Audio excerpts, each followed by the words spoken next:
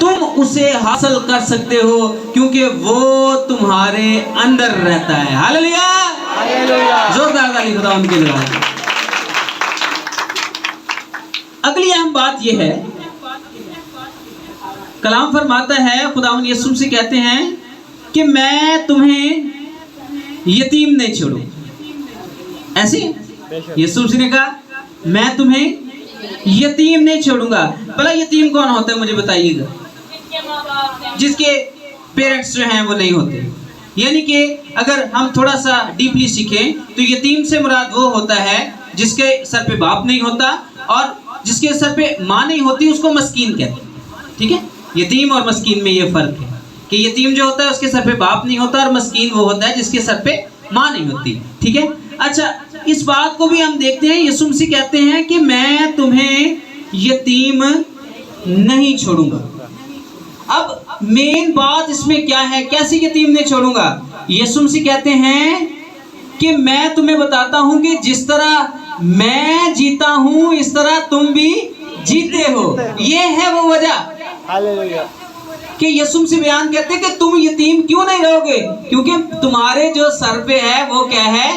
جیتا ہے۔ اور مقدس یوں بھی اس بات کو بیان کرتے ہیں کہ میرا جو نجات دینے والا ہے نا، میرا فدیہ دینے والا، وہ زندہ ہے۔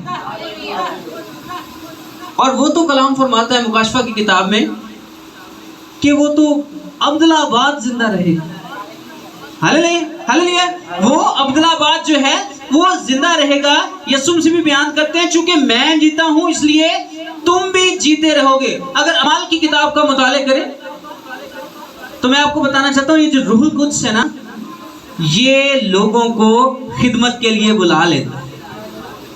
یہ روح القدس کی ایک کیٹیگری ہے، خدا کے روح کی کیٹیگری ہے کہ وہ روح القدس جو ہے وہ لوگوں کو خدمت کے لیے بلا لیتا ہے۔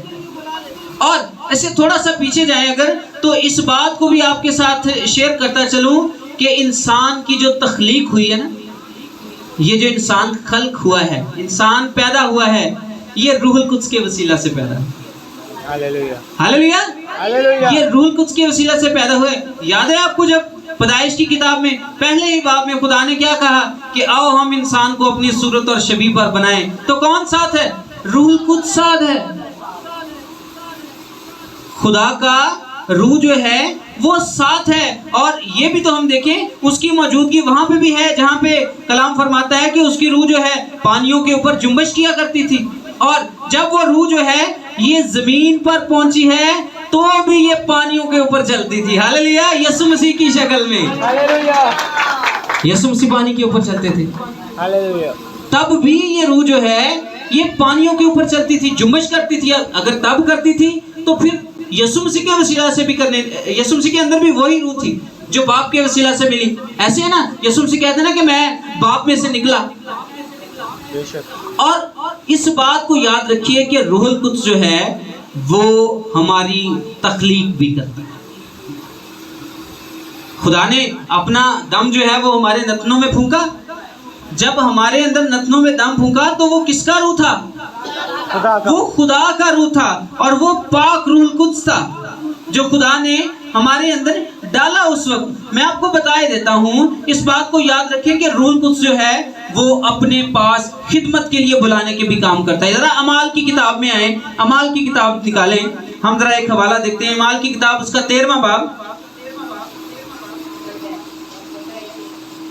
اعمال کی کتاب اس کا 13واں باب، اس کی 4تھی آیت